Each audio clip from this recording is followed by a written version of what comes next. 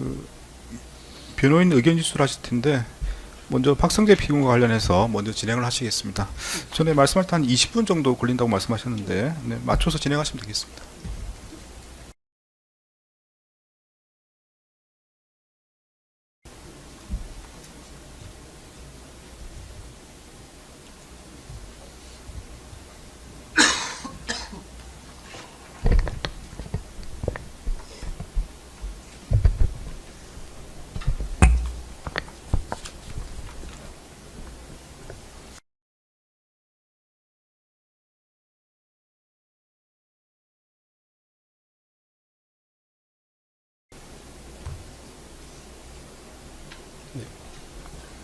네, 진행하시죠. 네, 피고인 박성재 변호인 법무회공의 임성근 변호사입니다. 재판장님께서 허용해 주시면 앉아서 좀 진행해 네, 드리겠습니다. 앉아서 하십시오. 네.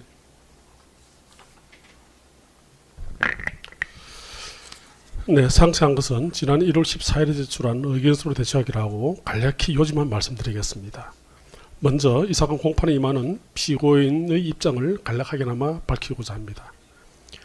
피고인은 2024년 12월 3일 윤석열 전 대통령의 비상계엄 조치 당시 국무위원 중의 한 사람으로서 윤석열의 비상계엄 조치를 적극적으로 반대하면서 만료했지만 윤석열은 국무위원의 상황인식과 대통령의 상황인식은 다르다, 돌이킬 수 없다는 취지로 말하고 피고인을 비롯한 국무위원들의 반대를 무릅쓰고 비상계엄을 선포함으로써 결과적으로 윤석열을 설득하는 데 실패하였고 이로 인해 헌정질서에 혼란이 야기된 점에 대해 국민 앞에 매우 송구한 마음과 심한 자괴감을 가지고 있습니다.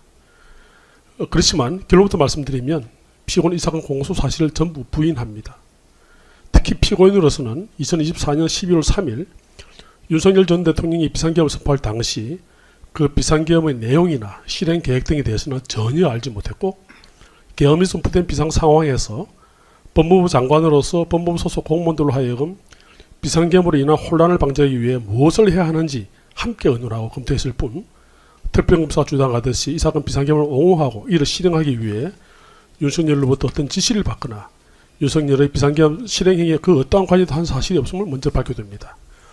이 사건 공소사실 중 부정청탁금지법 위반의 점에 관해서는 공동비는 정윤규 변호사님께서 간략히 입장을 말씀드리고 이어서 나머지는 제가 설명드리도록 하겠습니다. 네, 앉아서 하십시오. 네. 법무부인 하윤의 정윤기 변호사입니다. 이 사건 공소사실 중 구체적 범죄 사실의 전제로 적시하고 있는 피고인과 윤석열 전 대통령 및 김건희가 정치적 공동체 관계에 있다는 점과 부정청탁 및 금품 등 수수 금지에 관한 법률 위반 공소사실에 대해 의견을 간략하게 말씀드리겠습니다. 먼저 공동변호인께서 낸 의견서 중에서도 좀 간략하게 정리를 해서 말씀을 드리겠습니다. 먼저 피고인과 윤석열, 김건희가 정치적 공동체라는 특별검사의 주장에 대해 말씀드리겠습니다.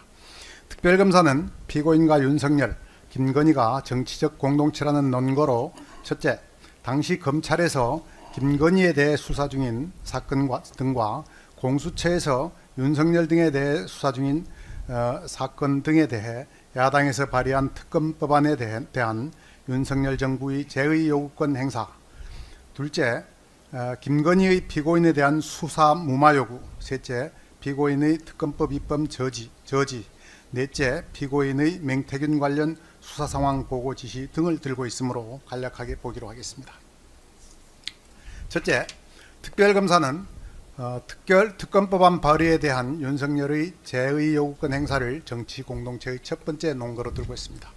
그러나 제의 요구권 행사는 대통령의 고유 권한으로서 피고인과는 무관하며 특별검사가 제출한 증거 기록 어디를 살펴보아도 특검법에 대한 제의 요구권 행사가 피고인과 윤석열, 김건희의 정치적 공동체 관계에서 비롯된 것이라거나 어떤 연관성이 있다는 점을 인정할 아무런 증거가 없고 피고인이 자신이나 윤석열, 김건희 등의 사적인 이해관계를 추구할 목적으로 법무부 장관으로서의 권한을 행사한 사실이 없다는 점을 분명하게 말씀드립니다.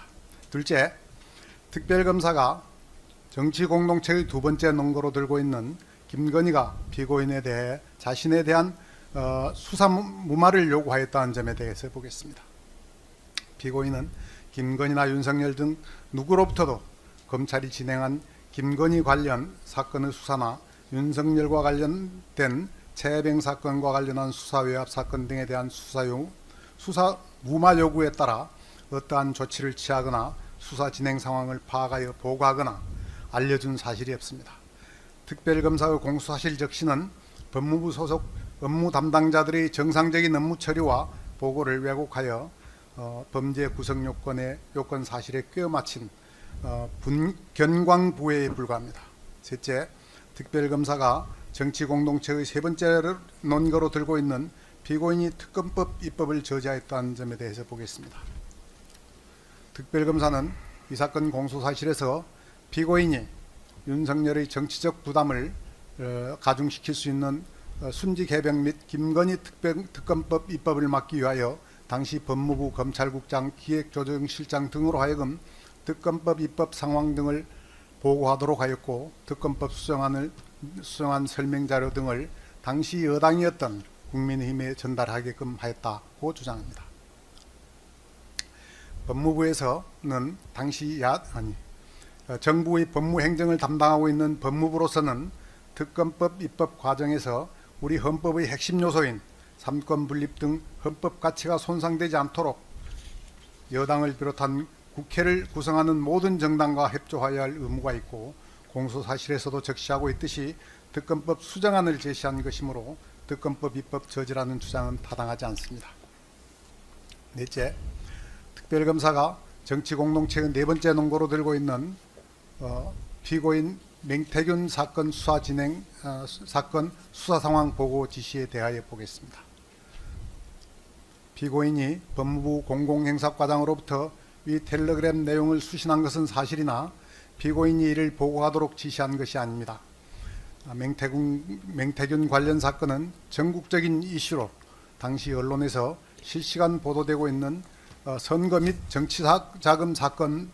정치자금법 위반 사건으로서 공공행사과 소관 업무이므로 공공행사과장이 통상적인 업무 절차에 따라 이를 파악하여 텔레그램 전송 형식으로 피고인에게 보고한 것을 받아보았을 뿐 어떠한 형태로도 위 수사 내용에 대해 언급한 바 없고 그 내용을 윤석열에게 보고하거나 알려준 사실도 없습니다.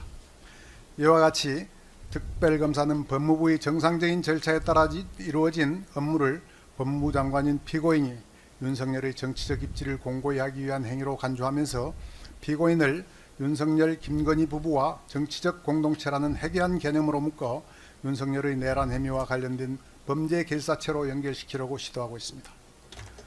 이러한 특별검사의 주장은 독자적인 의견에 불과하고 여기에 피고인이 정치인이 아니라는 점을 더해 보면 피고인과 윤석열, 김건희가 정치적 공동체라는 관계 설정은 본건 공소사실의 빈틈을 메우기 위해 급조한 허구의 개념에 불과하다 할 것입니다. 다음으로 부정청탁 및 금품 등 수수의 금지에 관한 법률 위반의 점에 대하여 말씀드리겠습니다. 우선 김건희가 피고인에게 청탁을 위해 전송하였다는 2024년 5월 5일자 두 개의 메시지는 김건희가 일방적으로 보낸 것이고 그 내용도 자세히 살펴보면 도저히 명품백 수수 의혹 사건의 구체적인 수사 진행 상황 등을 파악하도록 청탁한 것으로 인정하기 어렵습니다. 그럼에도 특별검사는 김건희가 피고인에게 텔레그램 메시지를 전송한 후 행사기획과장이 김건희의 명품백 수수 의혹 사건 관련 언론 보도 내용을 확인하여 보고한 사실을 왜곡하여 김건희가 피고인에게 명품백 수사 진행 상황 파악과 관련한 부정한 청탁을 한 것으로 그리고 피고인이 행사기획과장으로부터 명품백 수수 의혹 관련 수사 진행 상황을 보고받은 것을 부정한 청탁에 따라 직무를 수행한 것으로 각 범죄 사실을 구성하여 공소를 제기한 것입니다. 공소 사실에 적시된 명품백 수수 의혹 관련 수사 진행 상황 보고는 김건희의 부정한 청탁과는 무관하게 언론에 보도된 중요 사항에 대해 그 업무를 담당하는 행사기획과장이 법무부 장관인 피고인에게 정상적인 업무 절차에 따라 보고한 업무로서 특별검사의 주장처럼 피고인이 김건희로부터 부정한 청탁을 받고 그에 따라 직무를 수행한 경우에 해당하지 않습니다. 결국 이 부분 공소사실은 범죄의 증명이 없는 때에 해당하므로 행사소송법 제325조 후단에 의해 무죄가 선고되어야 된다고 생각합니다. 이상.